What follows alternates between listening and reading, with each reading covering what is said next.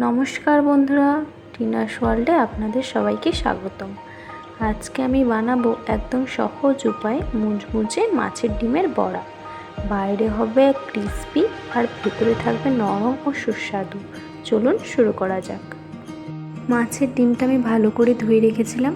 এরপর আমি দিয়ে দিচ্ছি কুচিয়ে রাখা পেঁয়াজ, এরপর দিয়ে দিলাম কাঁচা লঙ্কা কুচি, এরপর স্বাদ মতো লবণ দিয়ে দিচ্ছি, এরপর 1 টেবিল চামচ হলুদ গুঁড়ো, এরপর দিয়ে দিচ্ছি গরম মশলা গুঁড়ো 1 টেবিল চামচ, এরপর দিয়ে দিচ্ছি কিছুটা বেসন,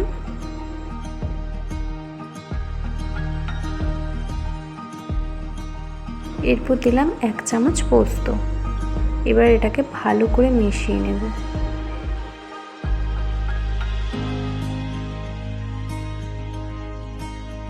এভাবে আমি ডিমটাকে মাখিয়ে নিয়েছি।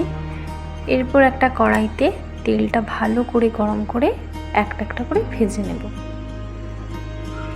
আর ভিডিওটা যদি আপনাদের ভালো লাগে তাহলে একটা লাইক, কমেন্ট আর শেয়ার করতে ভুলবেন না। আর এমন আরও সহজ ও সুস্বাদু রেসিপি পেতে চ্যানেলটা সাবস্ক্রাইব করে পাশে থাকা বেল আইকনটি ক্লিক করুন।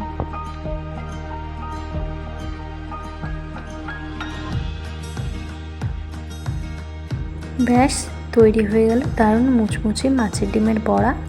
গরম গরম চা, মুড়ি বা ভাত ডালের সাথে খেতে অসাধারণ লাগে। আপনারা বাড়িতে অবশ্যই বানিয়ে দেখবেন।